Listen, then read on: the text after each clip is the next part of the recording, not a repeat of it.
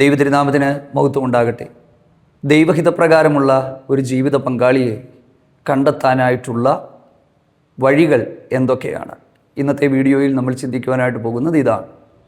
ഒരുപക്ഷെ നമ്മുടെ മക്കൾക്കോ നമ്മുടെ സഹോദരങ്ങൾക്കോ നമ്മൾ പ്രാർത്ഥിച്ചുകൊണ്ടിരിക്കുന്നവർക്കോ ഒക്കെ ഈ ഒരു വീഡിയോ ഉപകാരപ്രദമായിരിക്കും. ഒത്തിരി പേർക്ക് അറിയത്തില്ല എങ്ങനെ ദൈവഹിതപ്രകാരമുള്ള ഒരു തുണയെ കണ്ടെത്തുന്നത്, എങ്ങനെ ദൈവഹിതം തിരിച്ചറിയാനായിട്ട് പറ്റും. അതിനായിട്ട് കൂടുതലും ഇന്നത്തെ കാലത്ത് ആളുകൾ ചെയ്യുന്നത്, ആരെങ്കിലും പ്രാർത്ഥിക്കുന്ന ആരെങ്കിലും ഒന്ന് വിളിച്ചിട്ട് എൻ്റെ മോന് ഇങ്ങനെ ഒരു കല്യാണാലോചന വന്നിട്ടുണ്ട്, പ്രാർത്ഥിക്കണം, അത് ദൈവഹിതമാണെന്ന് പറയണം.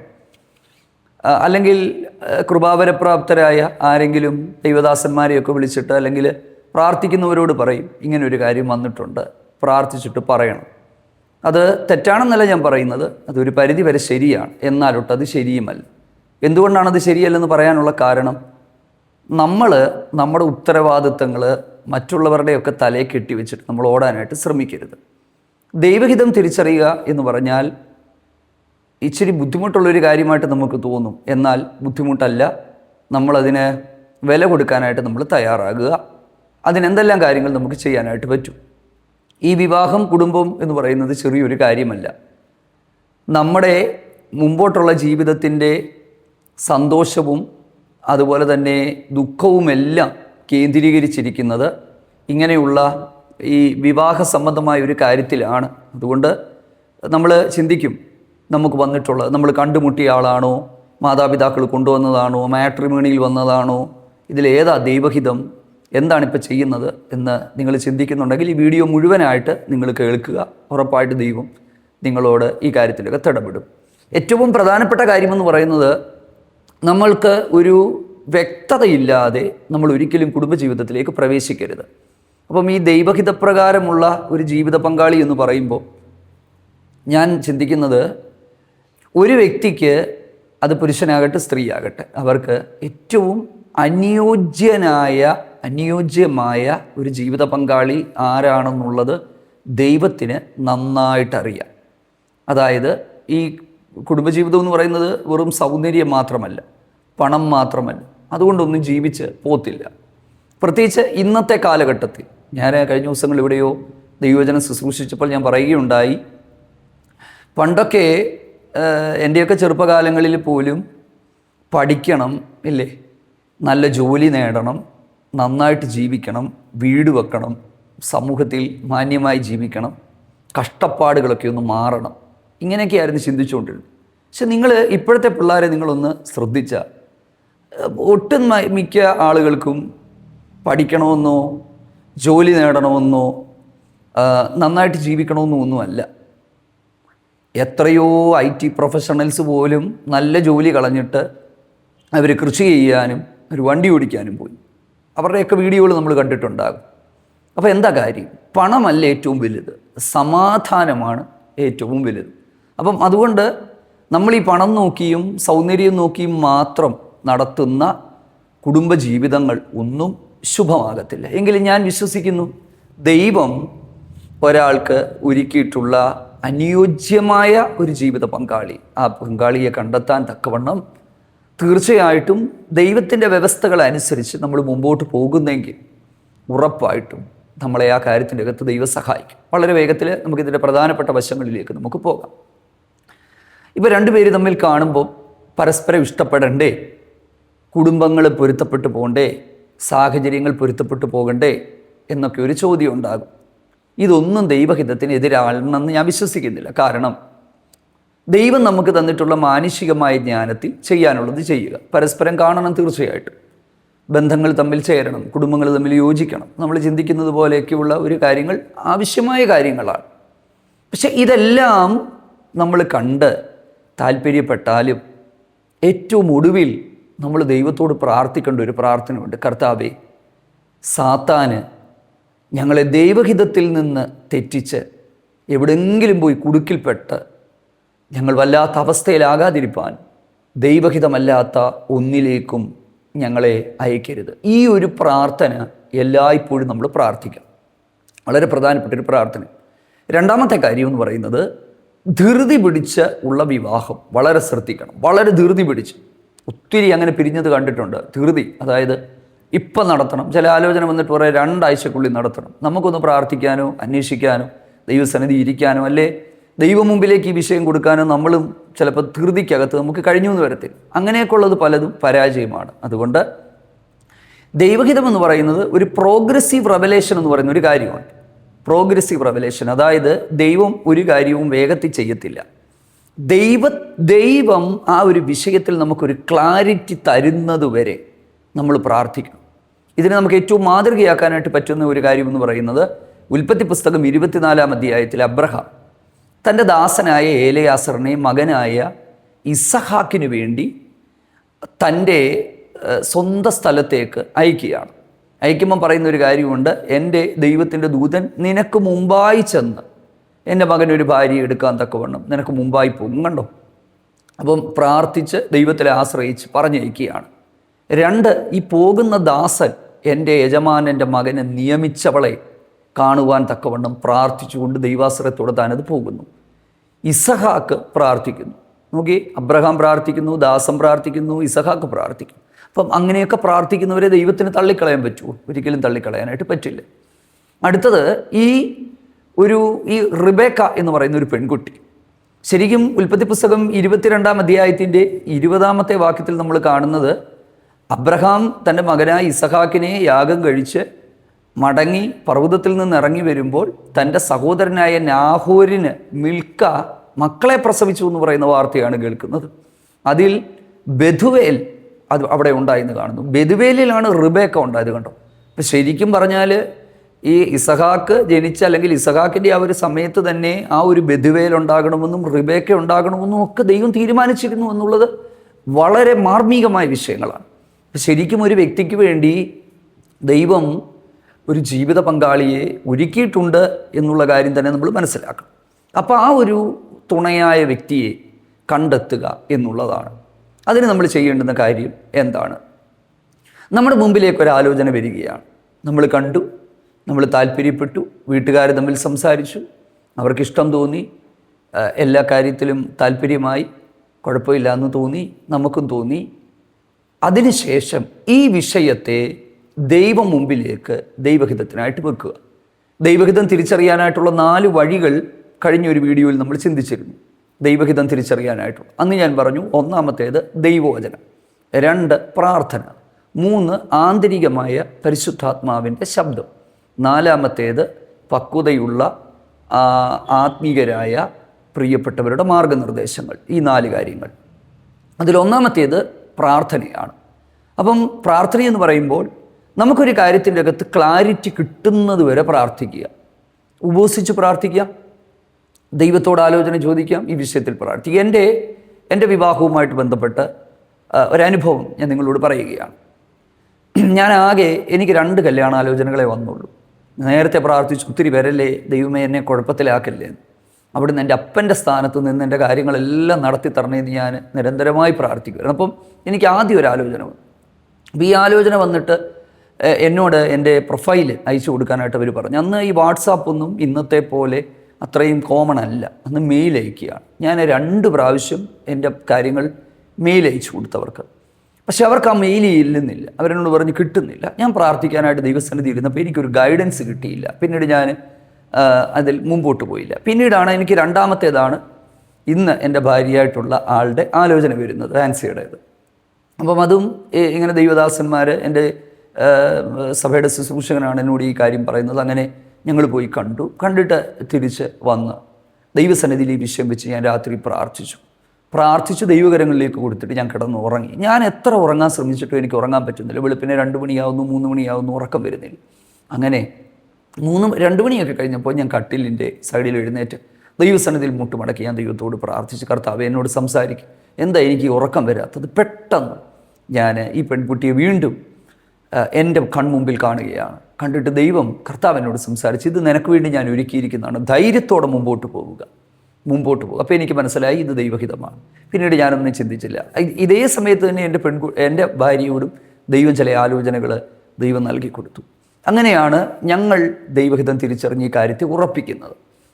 അപ്പോൾ പ്രിയപ്പെട്ടവരെ, പ്രാർത്ഥന, 2-ാമത്തേത് ദൈവവചന ധ്യാനം. വചനത്തിലൂടെ ദൈവം നമ്മളോട് സംസാരിക്കും. ദൈവഹിതം തിരിച്ചറിയാനായിട്ടിരിക്കുമ്പോൾ ഒരു കാര്യം നമ്മൾ ഓർക്കണം, ദൈവത്തെ കളിപ്പിക്കാനായിട്ട് നമ്മൾ ശ്രമിക്കരുത്. അതൊരു വളരെ പ്രധാനപ്പെട്ട ഒരു കാര്യമാണ്. നമ്മുടെ കാര്യങ്ങൾ നടത്താൻ മാത്രം നമ്മൾ ദൈവഹിതം അന്വേഷിക്കുകയല്ല, ദൈവത്തോട് നിരന്തരമായ ഒരു ബന്ധം നമുക്കുണ്ടാകണം, ഒരാഴമായ പ്രാർത്ഥനാ ജീവിതം. മൂന്നാമത്തേതെന്ന് പറയുന്നത് പരിശുദ്ധാത്മാവ് നമ്മളോട് സംസാരിക്കുകയും ആന്തരികമായ ഒരു സമാധാനം. അതായത് ഈ ദൈവഹിതവും ദൈവസമാധാനവും തമ്മിൽ വളരെ ചേർന്ന് നിൽക്കുന്നൊരു കാര്യമാണ്. അതായത് നമ്മൾ എന്തെല്ലാം ഉണ്ടെങ്കിലും നമുക്കൊരു ഇന്നർ പീസ് ഒരു കാര്യത്തിൽ കിട്ടുന്നില്ല. ദൈവഹിതപ്രകാരം നമുക്കൊരു പീസ് കിട്ടുന്നില്ല. വ്യക്തതയില്ലാതെ ഒരിക്കലും ഒരു കുടുംബജീവിതത്തിലേക്ക് പ്രവേശിക്കരുത്. വ്യക്തതയില്ലാതെ ഒരിക്കലും ഒരു കുടുംബജീവിതത്തിലേക്ക് പ്രവേശിക്കരുത്. അത് വ്യക്തമാക്കി തരാൻ കർത്താവിനോട് നമ്മൾ അപേക്ഷിക്കുക. നമ്മൾ ഈ സാഹചര്യങ്ങളുടെ സമ്മർദ്ദം ഉണ്ടാകും. ഒരിക്കലും കല്യാണമെന്ന് പറയുന്നൊരു കാര്യം പരപ്രേരണയാലോ സാഹചര്യത്തിൻ്റെ സമ്മർദ്ദത്താലോ ആരുടെയെങ്കിലും നിർബന്ധത്തിന് വഴങ്ങിയോ ഒരിക്കലും ചെയ്യാൻ പാടില്ലാത്തൊരു കാര്യമാണ് ഈ വിവാഹം എന്ന് പറയുന്നൊരു കാര്യം. അതായത് ഇതിൻ്റെ അകത്ത് നമുക്കൊരു ക്ലാരിറ്റി ഉണ്ടാകണം. ആരെന്തെല്ലാം പറഞ്ഞാലും അവരവർക്ക് ഈ ഒരു കാര്യത്തിൻ്റെ അകത്ത് ഒരു വ്യക്തത ഉണ്ടാകണം. അപ്പം അങ്ങനെ ഒരു വ്യക്തതയ്ക്ക് വേണ്ടി പ്രാർത്ഥിക്കുക, സമയമെടുത്തുകൊള്ളുക. നമുക്ക് ഈ നോ പല പ്രാവശ്യം നമുക്ക് പറയാൻ പറ്റും, പക്ഷേ യേസ് ഒരിക്കലേ പറയാൻ പറ്റത്തുള്ളൂ. ശ്രദ്ധിച്ച് കേൾക്കണേ, നോ പല പ്രാവശ്യം പറയാം. എനിക്ക് താല്പര്യമില്ലെന്ന് പറയാം, പക്ഷേ നമ്മൾ യേസ് പറഞ്ഞാൽ ജീവിതത്തിൽ ഒരിക്കലേ യേസ് പറയാനായിട്ട് പറ്റത്തുള്ളൂ. പിന്നെ ഉടുപ്പൊരി കളയുന്ന പോലെ ഊരാനും പറ്റത്തില്ല, വെച്ച് മാറ്റാനും പറ്റത്തില്ല, കളയാനും പറ്റത്തില്ല. കാരണം ഇത് മരണം വരെയും തുടരുന്നൊരു കാര്യമാണ് ദൈവവചനത്തിൻ്റെ വ്യവസ്ഥ അനുസരിച്ച്, അല്ലെങ്കിൽ കർത്താവിൻ്റെ വരവ് വരെ തുടരുന്നൊരു കാര്യമാണ്. അതുകൊണ്ട് ദൈവം അതിൻ്റെ അകത്ത് നമുക്കൊരു വ്യക്തത വരുത്തി തരും. അപ്പം ചിലർ ചോദിക്കും, എങ്ങനെ ദൈവം വ്യക്തത വരുത്തി തരും? പ്രിയപ്പെട്ടവരെ, നമ്മളൊരു കാര്യം മനസ്സിലാക്കണം. നമ്മളെക്കാൾ കൂടുതൽ ഈ കാര്യത്തിൽ ദൈവം ജാഗരൂകനാണ്. നമ്മൾ പ്രാർത്ഥിച്ചാൽ ദൈവം നമുക്കിത് വ്യക്തമാക്കി തരും. നമ്മൾ ദൈവസന്നിധിയിൽ ഇരിക്കുന്നെങ്കിൽ ദൈവം ആ വഴി നമ്മുടെ മുമ്പിൽ തെളിയിച്ചു തരും. പിന്നെ ചിലരൊക്കെ അടയാളങ്ങൾ വെച്ച് പ്രാർത്ഥിക്കാറുണ്ട്. അടയാളങ്ങൾ വെച്ച് പ്രാർത്ഥിക്കുമ്പോൾ ദൈവഹിതപ്രകാരം അടയാളം, ദൈവമേ എനിക്കൊരു അടയാളം തരണമേ എന്ന് പറഞ്ഞ് ചില അടയാളങ്ങൾ വെക്കും. അപ്പം ഇതുമായിട്ട് ബന്ധപ്പെട്ടൊരു വിഷയം അല്ലെങ്കിൽ അടയാളത്തെക്കുറിച്ച് പറഞ്ഞതുകൊണ്ട് ഒരു കാര്യം എനിക്ക് പറയാതിരിക്കാനായിട്ട് പറ്റത്തില്ല, അതുകൂടെ ഒന്ന് ഞാൻ പറയാം. അപ്പോൾ ദൈവഹിതമാണ്, കല്യാണത്തിൻ്റെ സംബന്ധിച്ച കാര്യമല്ലേ, വിഷയത്തിൽ നിന്നൊന്നും മാറുകയാണ്. പക്ഷെ ഒരു അടയാളത്തിൻ്റെ കാര്യം ഞാൻ പറയാം. എൻ്റെ മോനെ കീബോർഡ് ഇൻസ്ട്രുമെൻറ്റ്സ് പഠിപ്പിച്ച് അവനെ പാട്ട് പാടാനായിട്ട് കയറ്റണമെന്ന് പലരും എന്നോട് ആവശ്യപ്പെട്ടു. പക്ഷേ എനിക്ക് എൻ്റെ അടുത്ത് താല്പര്യമില്ലാത്തതിൻ്റെ കാരണവും പാടുന്നത് താല്പര്യമില്ലാഞ്ഞിട്ടല്ല. ഞാൻ ഈ ഒത്തിരി ഈ ഇൻസ്ട്രുമെൻറ്റ്സ് വായിക്കുന്നവരെയും പാട്ടുകാരെയും കണ്ടിട്ടുണ്ട്. അവരുടെ ഈ പഠനത്തിൽ അവർ കുറേ കഴിഞ്ഞപ്പോൾ പുറകി പോകുന്ന പോലെ എനിക്ക് തോന്നിയത് കൊണ്ട്, ഞാൻ ബൈബിൾ കോളേജിലൊക്കെ പഠിക്കുന്ന സമയത്ത് ഒത്തിരി ഇൻസ്ട്രുമെൻറ്റ്സ് വായിക്കുന്നവരുണ്ട്, പക്ഷെ പലരും പഠനത്തിൽ അങ്ങ് പിന്നോക്കം പോവുക. ഇതൊരു പ്രാന്ത് പോലെ അങ്ങ് കയറിയിട്ട് പിന്നോട്ട് പോകുന്നത് എനിക്ക് ഈ കാര്യത്തിൽ താല്പര്യമില്ല. പലരും എന്നോട് പറഞ്ഞു, മോനെ പഠിപ്പിക്കണം, അവന് ഇൻസ്ട്രുമെൻറ്റ്സ് വായിക്കട്ടെ, അവന് പാട്ടുകൾ പാടട്ടെ, അവൻ ദൈവത്തെ മഹത്വപ്പെടുത്തട്ടെ എന്നൊക്കെ അവനൊട്ട് താല്പര്യമുണ്ട്. പലരും വിളിച്ചു പറഞ്ഞു, എൻ്റെ സഹോദരൻ വിളിച്ചു പറഞ്ഞു, ഞാൻ ഇതിനൊന്നും ഒരു താല്പര്യമില്ലാത്തവനായിട്ടിരിക്കുകയായിരുന്നു. എന്നാൽ ഇവനെ കുറച്ച് നാളുകൾക്ക് മുമ്പ് എൻ്റെ വൈഫിൻ്റെ സഭയുടെ പാസ്റ്റർ, അദ്ദേഹം ഒരു പ്രവാചകനാണ്. അദ്ദേഹം ഞങ്ങൾ ഒന്നിച്ചിരിക്കെ പ്രാർത്ഥിക്കുമ്പോൾ എന്നോട് പറഞ്ഞു, ദൈവദാസനെ ദൈവാത്മാവെന്നെ ഒരു കാര്യം കാണിക്കുന്നു, ഇവന് ഒരു ഫ്രണ്ടിൽ നിന്ന് കീബോർഡ് വായിച്ചുകൊണ്ട് പാടി അവൻ ദൈവത്തെ മഹത്വപ്പെടുത്തുന്നു, ഇങ്ങനൊരു കാഴ്ച എന്നെ കാണുന്നെന്ന് പറഞ്ഞു. അപ്പം ഞാൻ പെട്ടെന്ന് എനിക്ക് മനസ്സിലായി, ദൈവമേ ഇത് വീണ്ടും വന്നല്ലോ. അപ്പം എങ്കിലും നമ്മുടെ മനസ്സിലൊരു മുൻവിധിയുണ്ട്. ഞാൻ പറഞ്ഞു ഓക്കെ, എന്നെ പഠിപ്പിക്കാൻ വിടണമെന്ന് പറഞ്ഞു. അപ്പോൾ എൻ്റെ വൈഫ് പെട്ടെന്ന് എൻ്റെ കണ്ണിലേക്ക് നോക്കി, കാരണം എനിക്കിത് താല്പര്യമില്ലെന്ന് വൈഫിനും അറിയാം. അപ്പം ഞാൻ വിട്ടില്ല.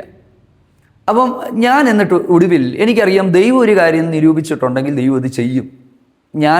അതിന് തടസ്സം നിന്നാൽ എന്നോടും ചിലപ്പോൾ കുറച്ചുകൂടെ കർശനമായിട്ട് ഇടപെടുമെന്ന് ദൈവത്തിൻ്റെ ആ സ്വഭാവത്തെക്കുറിച്ച് അറിയാവുന്ന ഒരാളായതുകൊണ്ട് ഞാനൊരു അടയാളം ദൈവസന്നിധിയിൽ വെച്ചു. ദൈവമേ, അടയാളം ശ്രദ്ധിക്കുക, അടയാളം ഞാൻ ദൈവസന്നിധിയിൽ വെച്ച്, ദൈവമേ ദൈവഹിതമെങ്കിൽ ഇവനെ ഞാൻ പഠിക്കാൻ വിടണമെങ്കിൽ ഇവൻ ആരെങ്കിലും ഒരു കീബോർഡ് ഫ്രീ ആയിട്ട് കൊടുക്കണം.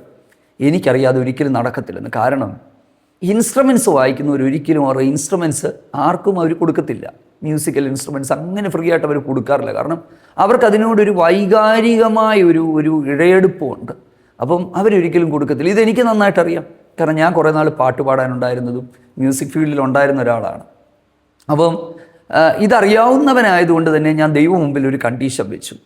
പ്രിയപ്പെട്ടവരെ, അത്ഭുതമെന്ന് പറയട്ടെ, ഞാനൊരു സ്ഥലത്ത് പോയപ്പോൾ ഒരാൾ ഒരു കീബോർഡ് എടുത്ത് ഇവൻ്റെ കൈ കൊടുത്തിട്ട് ഇവനോട് പറയുക, മോനെ ഇത് നിനക്കിരിക്കട്ടെ, നീ ഇത് വെച്ച് വായിച്ച് പഠിക്കെന്ന് പറഞ്ഞു. ഞാൻ അത്ഭുതപ്പെട്ടു പോയി. അപ്പം ഞാൻ എൻ്റെ ഉള്ളിൽ പറഞ്ഞു, കർത്താവേ, ഞാൻ വെച്ച അടയാളം ദൈവം അതുപോലെ ചെയ്തു. അടുത്ത ദിവസങ്ങളിൽ തന്നെ അവനെ പഠിക്കാൻ വിട്ടു.